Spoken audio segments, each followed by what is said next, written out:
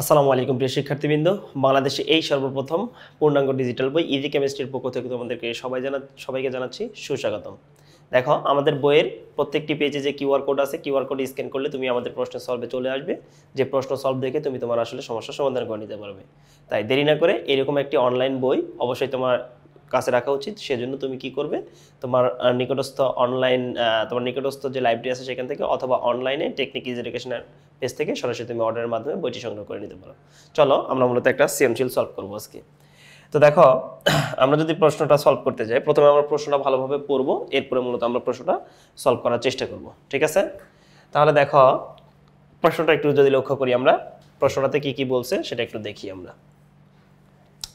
তো প্রশ্নটাতে বলা আছে কি, এক নম্বর প্রশ্ন বলছে CnH2SN, এটা একটা অ্যালকিনের সাধারণ সংকেত। এটা একটা কি বলতো, অ্যালকিনের সাধারণ সংকেত। এবং দেখো CnH2SN+2, এটি একটি অ্যালকেনের সাধারণ সংকেত। ঠিক আছে? এবং আমরা যদি এখানে লক্ষ্য করি CnH2SN-2, এটা একটা অ্যালকাইনের সাধারণ সংকেত। তাহলে দেখো, আমাদের এক নম্বর যৌগটা হচ্ছে অ্যালকিন, দুই নম্বর যৌগটা হচ্ছে অ্যালকেন, এবং তিন নম্বর যৌগটা হচ্ছে অ্যালকাইন। এখন এখানে আমাকে এন এর মানটা বলে দেওয়া আছে 3, তার মানে 3 কার্বন বিশিষ্ট অ্যালকেন, 3 কার্বন বিশিষ্ট অ্যালকিন, 3 কার্বন বিশিষ্ট অ্যালকাইন। তার মানে বুঝতেই পারতেছি প্রোপিন, প্রোপেন এবং প্রোপাইন। আচ্ছা, এখন আসো 4 নাম্বার যে ইয়েটা দেওয়া আছে, এখানে বলছে C4H6, তার মানে এটার নাম হচ্ছে বিউটাইন। নাম কি বলতো? বিউটাইন, অর্থাৎ 4 কার্বন বিশিষ্ট একটা অ্যালকাইন। তার সঙ্গে আমরা পানি সংযোজন হটাইছি, তাহলে এখান থেকে জেড যে যৌগটা পাবো সেটা অবশ্যই একটা কিটোন। কি পাবো বলতো? কিটোন। ওকে, তো এগুলো নিয়ে আমরা আসলে আলোচনা করব পরে। তো আপাতত দেখো, ক নম্বর প্রশ্ন আমরা একটু সলভ করার চেষ্টা করি। ক নম্বর প্রশ্নে কি বলছে, যে ব্রোঞ্জ কি? মনে রাখবা, কপার এবং টিনের গলনে যে নতুন ধাতুটির সৃষ্টি হয় সেটাকে আমরা ব্রোঞ্জ বলি। কি কি বলতো? একটা হচ্ছে কপার, আর একটা হচ্ছে কি বলতো? Tin, SN. স্ট্যানাম, কেউ বলে স্ট্যানাম, কেউ বলে টিন, সমস্যা নাই। তাহলে দেখো, এই যে কপার এবং স্ট্যানাম বা টিনের সংমিশ্রণে যে নতুন ধাতুর সৃষ্টি হয় এটাকে আমরা কি বলি বলতো? ব্রোঞ্জ বলি। ওকে, আশা করি জিনিসটা আমরা বুঝতে পেরেছি। চলো খ নাম্বারটা আমরা একটু পড়ার চেষ্টা করি। বলছে চাষাবাদ কিংবা খাদ্যের জন্য আমরা রসায়নের উপর নির্ভর করি, ব্যাখ্যা করো। আচ্ছা, চাষাবাদ বা খাদ্যের জন্য আমরা রসায়নের উপর নির্ভর করি কিনা? হ্যাঁ, অবশ্যই নির্ভর করি। কিভাবে বলতো? আচ্ছা দেখো, আমরা যদি ধান চাষ, আলু চাষ বা যে কোনো কিছু ফসল চাষ করতে চাই, তাহলে সেক্ষেত্রে আমাদের কিসের প্রয়োজন পড়ে? সার, কীটনাশক, আর কি বলতো? সেচ প্রদান, অনেক কিছু প্রয়োজন পড়ে, তাই না? তাহলে এই যে দেখো, সার, ইউরিয়া বা তুমি যে কোনো সারই বলো না কেন, এটা হচ্ছে একটা কি বলতো? কেমিক্যাল, অর্থাৎ রসায়ন। রসায়নের মাধ্যমে কিন্তু বিভিন্ন ধরনের সার উৎপাদন করা হয়। যে সারটা মূলত কি করতেছে বলতো? জমির মাটির উর্বরতা বৃদ্ধি করে, ফলে ফসল কিন্তু ভালো ফলে। তাহলে দেখো, এখানে কিন্তু আমাদের রসায়নের একটা ব্যবহার আছে। দুই নম্বর যেটা, দেখো ফসলে অনেক সময় পোকামাকড় ধরে। তাহলে এই যে পোকামাকড় যে ধরলো বা পোকামাকড় যে আক্রমণ করলো, সেই পোকামাকড়কে দমন করার জন্য আমাদের কীটনাশকের প্রয়োজন পড়ে। এই কীটনাশকটাও কিন্তু আমরা কি বলতো? রসায়নের মাধ্যমে পেয়ে থাকি। তাহলে দেখো, এখানেও কিন্তু রসায়নের ব্যবহার আছে। এবং তারপরে দেখো, ধরুন আমরা খাদ্যশস্য উৎপাদন করলাম এবং এগুলাকে আমরা কি করতেছি বলতো? সংরক্ষণ করতেছি। সংরক্ষণ করার জন্য আমরা কি ব্যবহার করতে পারি? প্রিজারভেটিভস ব্যবহার করতে পারি, তাই না? তাহলে এই যে প্রিজারভেটিভস, এটাও কিন্তু একটা কি বলতো? রাসায়নিক বস্তু বা রাসায়নিক পদার্থ। তাহলে দেখো, আমরা কিন্তু খাদ্য, চাষাবাদ, এগুলো সবগুলোর উপরই আসলে কেমিস্ট্রির বা রসায়নের উপর যে নির্ভর করি, এটা কিন্তু আমরা বুঝতে পারতেছি। আশা করি আমরা খ নাম্বারের অ্যান্সারটাও পেয়ে গেছি। ওকে, তাহলে এখন আসো, গ নাম্বার প্রশ্ন আমাকে কি বলছে সেটা একটু সলভ করার চেষ্টা করি। গ নাম্বার প্রশ্নে বলা আছে 4 নম্বর উদ্দীপকে প্রাপ্ত জেড যৌগ, ঠিক আছে, প্রাপ্ত জেড যৌগে মৌলের শতকরা সংযুক্তি নির্ণয় করো। তাহলে মৌলের শতকরা সংযুক্তিটা কি? আসলে কোনো মৌল বা কোনো যৌগ পৃথিবীতে থাকে কত পার্সেন্টেজ? 100%। এই 100%-এর মধ্যে কোন পরমাণুটি কত পার্সেন্টেজ বিদ্যমান, সেটা হচ্ছে আমাদের কি বলতো? যৌগে মৌলের শতকরা সংযুক্তি। ওকে, এখন আসো, তাহলে আমরা এই 4 নম্বর বিক্রিয়াটা সম্পন্ন করে আগে বের করতে হবে জেড যৌগটা আসলে কি, এবং তারপর সেখান থেকে আমাদের কি বের করতে হবে বলতো? সেখান থেকে আমাদেরকে বের করতে হবে এদের শতকরা সংযুক্তি। চলো আমরা এখন এটা সলভ করে ফেলি। তাহলে দেখো, 4 কার্বন বিশিষ্ট অ্যালকাইন C4H6, তাই না? তাহলে দেখো, আমরা যদি একটু লক্ষ্য করি, সেক্ষেত্রে দেখতে পারবো আমাদের গ নম্বর প্রশ্নের উত্তরটা আমরা কিভাবে করতে পারি। দেখো, তাহলে আমাদের গ নম্বর অর্থাৎ 4 নম্বর সমীকরণটা কি ছিল সেটা আমরা আগে সলভ করি। দেখো, 4 নম্বর সমীকরণ ছিল C4H কি বলতো? H6। তার মানে এই জিনিসটাকে আমরা চাইলে কিভাবে লিখতে পারবো বলতো? এইটাকে আমরা লিখতে পারবো CH3 bond CH2 bond C triple bond কি বলতো? CH। বলো, আমরা এটা লিখতে পারবো কিনা? হ্যাঁ, পারবো। এটা একটা 4 কার্বন বিশিষ্ট অ্যালকাইন, যার নাম হচ্ছে বিউটাইন। যৌগটার নাম কি বলতো? বিউটাইন। ওকে, বিউটাইন। আচ্ছা, এরপরে আসো, যদি এটাকে আমরা পানি সংযোজন ঘটাই অর্থাৎ H2O, তাহলে সেক্ষেত্রে এখান থেকে আমরা কি পাবো? দেখো, যদি 20% আমরা কি নিই, H2SO4 নিই, ওকে, H2SO4, এবং 2% যদি আমরা কি নিই বলতো, HgSO4, কি নিই বলতো, HgSO4, এবং 80°C যদি তাপমাত্রা প্রদান করি, তাহলে সেক্ষেত্রে আমরা এখান থেকে কি পাবো বলতো? আসলে আমরা যে যৌগটা পাবো সেটা হচ্ছে কিটোন। কি যৌগটা পাবো বলতো? কিটোন পাবো। আচ্ছা, এখন দেখো, আমরা কিন্তু এটা আসলে এসএসসি লেভেলে এত কিছু আমরা পড়ি না। দেখো, যে কোনো একটা অ্যালকাইন, মানে ধরে নাও 2 কার্বন বিশিষ্ট একটা অ্যালকাইনের সঙ্গে যদি আমরা পানি সংযোজন ঘটাই, সেখান থেকে আমরা পাই কি বলতো? আসলে সেখান থেকে আমরা পাই অ্যালডিহাইড। কি পাই? অ্যালডিহাইড। কিন্তু 2 এর অধিক বিশিষ্ট কার্বন যদি হয়, ধরে নাও 3, 4, 5, 6, 7, 8, 9, এভাবে যত কার্বন সংখ্যায় বাড়ুক না কেন, 2 এর উপরে গেলে যে কার্বন সংখ্যা বিশিষ্ট অ্যালকাইনটা থাকবে, সেটা যদি পানির সঙ্গে আমরা সংযোজন ঘটাই, তাহলে সেক্ষেত্রে কিন্তু আমরা অ্যালডিহাইড পাবো না, সেখান থেকে আমরা কিটোন পাবো। তাহলে অ্যালডিহাইড পাওয়ার উপায় কিন্তু একটাই, সেটা হচ্ছে 2 কার্বন বিশিষ্ট একটি অ্যালকাইনকে পানি সংযোজন ঘটাতে হবে। যদি 2 এর অধিক কার্বন বিশিষ্ট অ্যালকাইনকে পানি সংযোজন ঘটাই, সেখান থেকে কিন্তু আমরা অ্যালডিহাইড পাবো না, পাবো কি বলতো? কিটোন। তাহলে দেখো, এখানে 4 কার্বন বিশিষ্ট একটা অ্যালকাইন ছিল, দ্যাটস ওয়াই এখান থেকে কিন্তু আমরা অ্যালডিহাইড পাবো না। তাহলে কি পাবো বলতো? কিটোন পাবো। তাহলে দেখো, 4 কার্বন বিশিষ্ট একটি কিটোন উৎপন্ন হবে। তাহলে দেখো, বিক্রিয়াটা একেবারে সহজ। এই যে H2 কে আমরা এই কার্বনের সঙ্গে যুক্ত করব, এই O-টাকে আমরা এই কার্বনের সঙ্গে যুক্ত করব। তাহলে আমরা এখান থেকে কি পাবো বলতো? এখান থেকে আমরা পাবো হচ্ছে CH3 bond CH2 bond CO bond CH3। তাহলে এই যৌগটার নাম হচ্ছে বিউটানন। নাম কি বলতো? বিউটানন। তার মানে আসলে জেড যৌগটা আমাদের কোনটা ছিল বলতো? জেড যৌগটা ছিল হচ্ছে বিউটানন। এখন এই বিউটাননে কোন যৌগটা কত পার্সেন্টেজ আছে, এদের শতকরা সংযুক্তি আমাকে বের করতে বলছে। ওকে, তাহলে দেখো, এদের শতকরা সংযুক্তি আমরা কিভাবে বের করব, চলো দেখে আসি। তাহলে আমি যদি এখন বলি, আচ্ছা, এখানে কার্বন আছে কয়টা? 1, 2, 3, 4। তাহলে এই যৌগটাকে আমরা চাইলে কিভাবে লিখতে পারবো? জেড যৌগটাকে চাইলে আমরা লিখতে পারবো C4। হাইড্রোজেন আছে কয়টা? 3, 2, 5, 3, 8। তাহলে দেখো, 8টা হাইড্রোজেন আছে। ওকে, এবং দেখো তার সঙ্গে একটা অক্সিজেন বিদ্যমান, সো এটাকে আমরা এইভাবে লিখতে পারি। ঠিক আছে, তাহলে আণবিক সংকেত আকারে লিখলাম আর কি।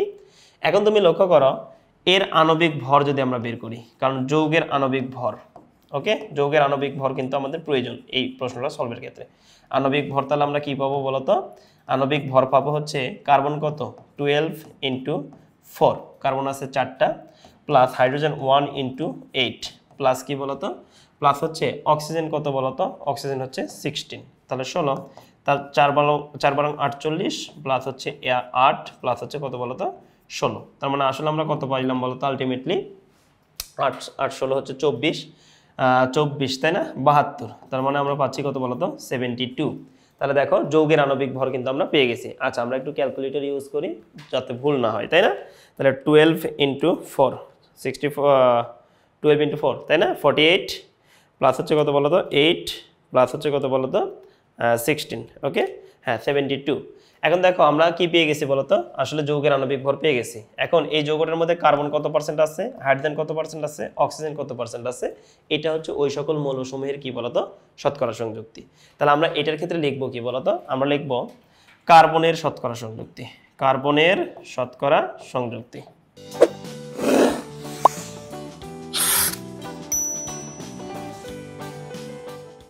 এটা বের করার সূত্র কি বলতো? সূত্র কিন্তু আমরা পড়ে আসছি।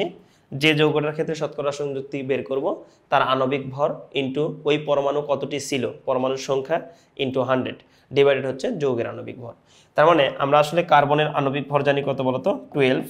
এই যৌগটার ক্ষেত্রে কার্বন আছে কয়টা? 4টা, তাহলে ইনটু 4 ইনটু হচ্ছে 100, সূত্রের 100 ডিভাইডেড হচ্ছে কত বলতো? যৌগের আণবিক ভর 72। তাহলে দেখো তো কত পার্সেন্টেজ আসছে, সেটা একটু দেখার চেষ্টা করি আমরা।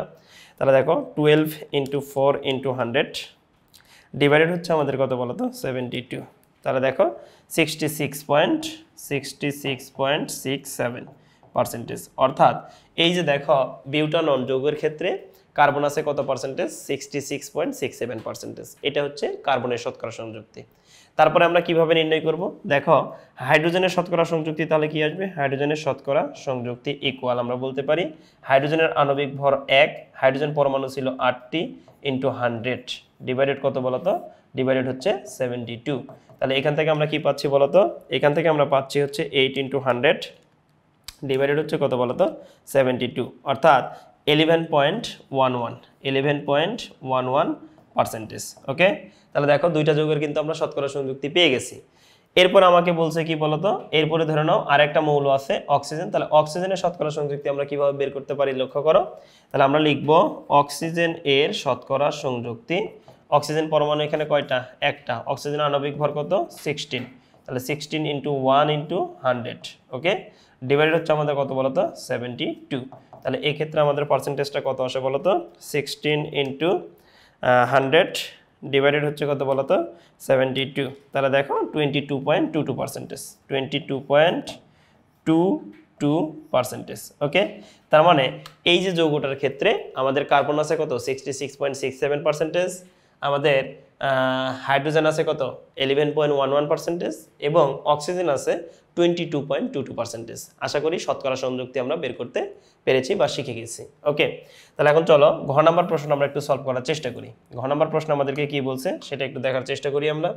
ঘ নাম্বার প্রশ্নে বলা আছে কি দেখো, উদ্দীপকের 1 নম্বর 2 নম্বর 3 নম্বর যৌগকে কিভাবে পরীক্ষাগারে শনাক্ত করবে।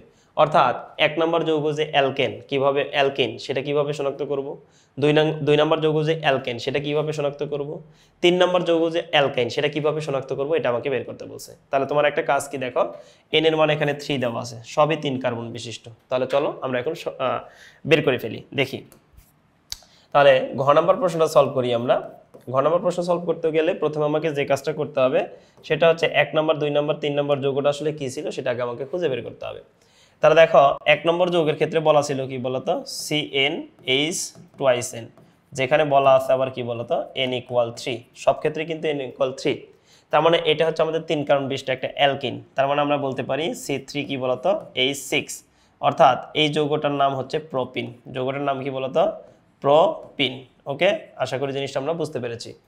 এরপরে তুমি লক্ষ্য করো তারপরে আরেকটা কি ছিল বলতো, আরেকটা ছিল হচ্ছে CnH2n প্লাস হচ্ছে 2, এটা হচ্ছে 2 নম্বর যৌগ। ওকে, এই ক্ষেত্রেও কিন্তু n এর মান 3। তাহলে n এর মান 3 হওয়া মানে কি, তাহলে এখানে আমরা কি লিখতে পারবো বলতো C3 এবং 3 × 2 = 6 2 8, তার মানে H হচ্ছে 8। তার মানে এই যৌগটার নাম কি বলতো, এটার নাম হচ্ছে প্রোপেন। তাহলে এটা একটা অ্যালকেন, এটার নাম হচ্ছে কি বলতো প্রোপেন। ওকে, সেম ভাবে আমরা যদি এখন 3 নম্বর যৌগটা বের করার চেষ্টা করি, দেখো এখানে বলা ছিল CnH2n-2। ওকে, তাহলে এটা একটা অ্যালকাইনের সাধারণ সংকেত, আর n এর মান তো আমার বলেই দেওয়া আছে 3। তাহলে সেই ক্ষেত্রে দেখো এই যৌগটা আসলে কে ছিল বলতো C3 3 × 6 - 2 মানে H4।